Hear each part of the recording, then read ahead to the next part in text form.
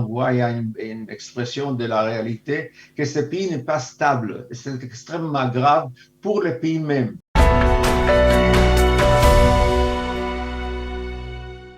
Le prince Hamza Ben Hussein a signé à résidence. Coup d'État présumé en Jordanie. La Jordanie dans une situation plutôt chaotique. Et pour faire le point sur cette situation, nous allons ce matin recevoir Tzvi Matzael, ancien ambassadeur d'Israël en Égypte. Tzvi, bonjour. Bonjour. Merci d'être avec nous ce matin pour parler donc de cette situation, comme je l'ai dit, plutôt chaotique en Jordanie. Mais alors, avant de voir cette situation, d'essayer d'examiner ce qui se passe dans ce pays, je voudrais qu'on fasse peut-être un petit point sur les protagonistes, sur les acteurs de cette situation. Alors, on connaît bien entendu le roi de Jordanie qui règne actuellement. Et il y a un nouvel acteur qu'on connaît un peu moins. Il s'agit du prince Hamza.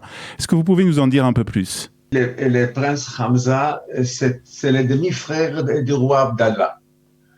N'est-ce pas? Il a été le prince héritier jusqu'à il y a quelques années, et puis il a été jeté et mis de côté par Abdallah qui a préféré de donner cet héritage futur à son fils Hussein. Et alors que lui, Hamza, quand même, il a été nommé, il était là pendant quelques années. C'est un homme extrêmement populaire, extrêmement intelligent. Il est toujours d'ailleurs un officier dans les blindés jordaniens. Il est pilote, il est président de la fédération de basketball et de l'aviation en Jordanie. C'est un homme extrêmement aimé par le peuple. Mm-hmm. Et ce qui s'est passé, tout d'abord, lui-même n'était pas content de tout cela, parce que Bien sûr. finalement, c'est lui qui était il représentait la légitimité, n'est-ce pas? Mm-hmm. Tout Mm-hmm. d'un coup, il se trouve comme rien, n'est-ce pas?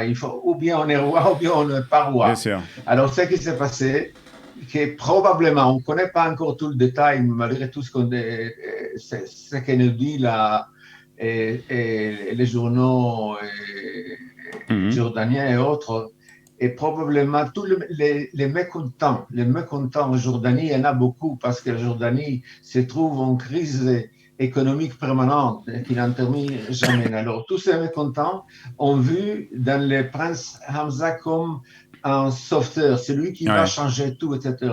Et lui-même, probablement, on ne sait pas. Il n'a pas été actif, mais autour de lui, il y avait une réunion de gens comme ça, Mm-hmm. qui cherchaient quelque chose de nouveau. Ouais. Et surtout, ça c'est très important, probablement, et il était aimé et entouré par les représentants des tribus Ouais. jordaniennes qui sont la base, n'est-ce pas, de la famille royale hachémite. Mm-hmm. Et ça a beaucoup embêté, bien sûr, son demi-frère, qui Le a roi décidé, Abdallah II, Abdallah II Abdallah II. qui a signé donc le prince Hamza et qui a signé donc le prince Hamza à résidence. Donc on ne connaît pas encore tous les détails de cette affaire, mais visiblement, il semble que la situation quand même en Jordanie soit plutôt fragile. Comme vous l'avez dit, une situation économique très compliquée. Et on a l'impression que le roi Abdallah a envie de se protéger un peu. Oui, c'est ça. Écoutez, probablement, justement, à la base de tout cela se trouve le fait que le roi Abdallah n'arrive pas à mettre l'économie jordanienne sur la bonne voie. Depuis pas mal d'années, ça va extrêmement mal, extrêmement mal.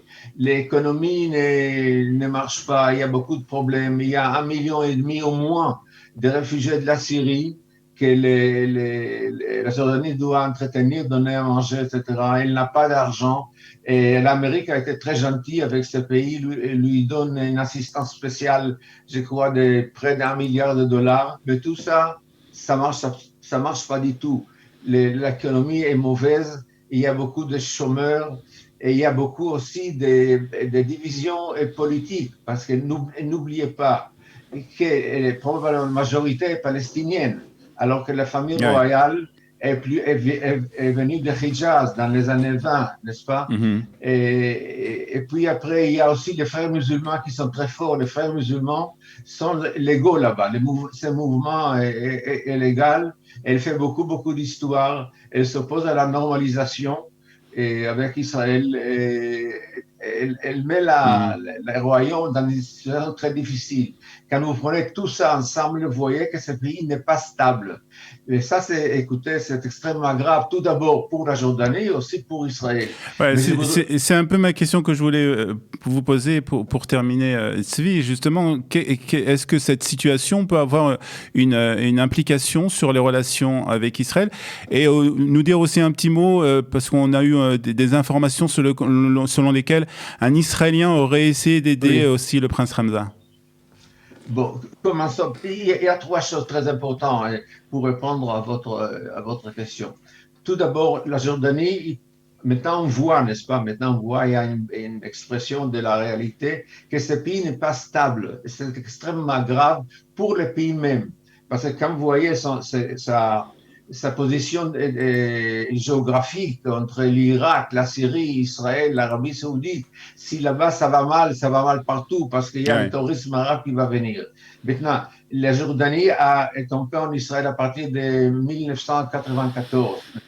Elle sert comme un mur contre la pénétration de l'Iran par l'Irak, n'est-ce pas? Les relations militaires, les relations sécuritaires entre Israël et l'Arabie sont extrêmement fortes, tout va très bien, il y a une bonne coordination. Et si jamais là-bas, il y a une rébellion, un manque de stabilité, c'est grave pour nous. Et maintenant, autre chose, il faut comprendre ça. Et on terminera sur ça. Ok, la Jordanie fait partie des pays arabes qui s'écroulent actuellement, à partir d'Algérie, avec crise économique, crise politique, la Libye, la Tunisie, crise politique terrible, la Syrie, l'Irak ont été plus ou moins occupés ou ruinés par l'Iran. Et là, maintenant, on voit que la Jordanie ne tient même pas. Alors, c'est grave pour le monde arabe, c'est grave pour le Moyen-Orient et c'est grave pour Israël. Et qu'est-ce qu'on peut faire? C'est-à-dire, il y a un problème et qu'il faut regarder en face et voir ce qu'on peut faire. Et tout le monde y compris l'Europe. L'Europe ne dit rien.